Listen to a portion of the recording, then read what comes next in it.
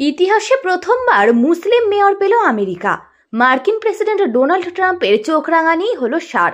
চোখ রাঙানিকে উপেক্ষা করেই কার্যত ট্রাম্পের মুখে ঝামা ঘষে দিয়ে নিউ ইয়র্কবাসী বেছে নিল ভারতীয় বংশোদ্ভূত মুসলিম তরুণ বছর 34-এর জোহরান মামদানিকে। একই সঙ্গে নিউ ইয়র্কের গত 100 বছরের ইতিহাসে মামদানিই হবেন কনিষ্ঠতম মেয়র। উচ্ছ্বসিত সারা বিশ্ব। মামদানির এমন জয় ইতিমধ্যেই তাকে শুভেচ্ছা জানিয়েছেন বলিউডের স্বনামধন্য চিত্র পরিচালক জোয়া আখতার।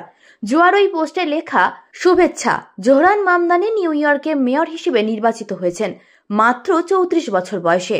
যুগ যুগ ধরে যে শহরের রাজনীতিতে অভিবাসী এবং মুসলিমদের অংশগ্রহণ ছিল চ্যালেঞ্জের, সেই নিউ ইয়র্ক সিটিতে ঘটল এক অভাবনীয় ঘটনা। মার্কিন প্রেসিডেন্ট ডোনাল্ড ট্রাম্পের সকল বিদ্বেষ ও হুমকি ব্যর্থ করে নিউ ইয়র্কবাসী বেছে নিলেন এক মুসলিম নেতাকে। জাতি ধর্মের ঊর্ধ্বে উঠে নিউ ইয়র্কবাসী যে এই তরুণকে বেছে নিলেন, এই ঘটনা বিশ্বজুড়ে বহুত্ববাদ ও সহনশীলতার বার্তাকে আরও শক্তিশালী করল বলেই মনে করছেন বিশ্লেষক মহল। স্বনামধন্য পরিচালক মীরা নায়ারের পুত্র ডেমোক্রেট নেতা সেই তরুণ তুর্কি, যিনি ট্রাম্পের দুঃস্বপ্ন। জোহরান মামদানি বিপুল ভোটে জয়ী হলেন। আমেরিকার নিউ ইয়র্ক সিটির প্রথম মুসলিম মেয়র হচ্ছেন ভারতীয় বংশোদ্ভূত জোহরান মামদানি। মামদানির এই জয় শুধু এক নির্বাচনী জয় নয়, এটি আমেরিকায় বিদ্বেষী রাজনীতির বিরুদ্ধে এক স্পষ্ট, জোরালো এবং সাহসী বার্তাও বটে।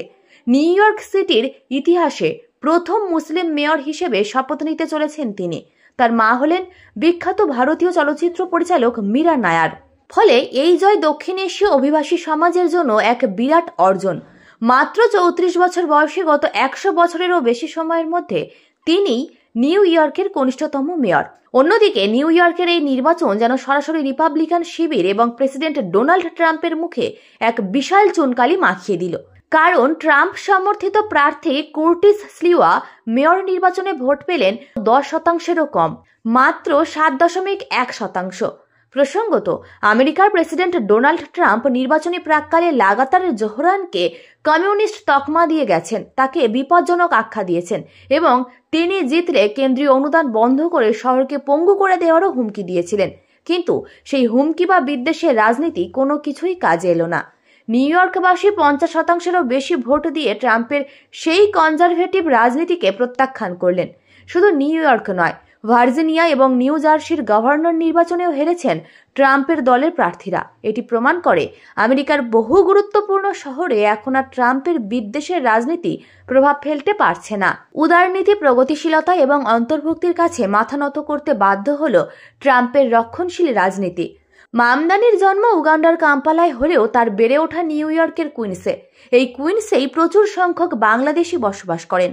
সেখানে থাকতে থাকতেই জোহরান বাংলা ভাষা রপ্ত করেছেন। নির্বাচনী প্রচারের সময় তাকে সমাজ মাধ্যমে বাংলায় কথা বলতে দেখা গিয়েছিল, যা সেখানকার বাঙালি কমিউনিটির মধ্যে ব্যাপক সাড়া ফেলে। তার প্রচারের মূল স্লোগান ছিল সমাজে প্রান্তিক মানুষের জন্য। তার 3টি মৌলিক প্রতিশ্রুতি ছিল: সস্তায় খাদ্য, বস্ত্র এবং বাসস্থান। এই সামাজিক অঙ্গীকারই তরুণ ও উদার ভোটারদের তার দিকে টেনে এনেছিল। আগামী 1 জানুয়ারি নিউ ইয়র্কের মেয়র হিসেবে শপথ নেবেন জোহরান মামদানি। তার এই জয় শুধু নিউ ইয়র্ক নয়, সমগ্র মার্কিন জাতীয় রাজনীতিতেই এক গভীর এবং সুদূর প্রসারী প্রভাব ফেলবে। প্রাক্তন মার্কিন প্রেসিডেন্ট বারাক ওবামা এক্স হ্যান্ডেলে বিজয়ী ডেমোক্রেটদের অভিনন্দন জানিয়ে আশাবাদ ব্যক্ত করেছেন। তিনি লিখেছেন, ভবিষ্যৎ আরও উজ্জ্বল, তবে আমাদের এখনো অনেক কাজ বাকি আছে। নিশ্চিতভাবেই নিউ ইয়র্ক সিটিতে এক নতুন যুগের সূচনা হলো। এক তরুণ, প্রথম মুসলিম ভারতীয় বংশোদ্ভূত নেতার উত্থান, যা জাতি ধর্ম বিদ্বেষের ঊর্ধ্বে উঠে আমেরিকার উদারনৈতিক চেতনার এক ঐতিহাসিক জয়।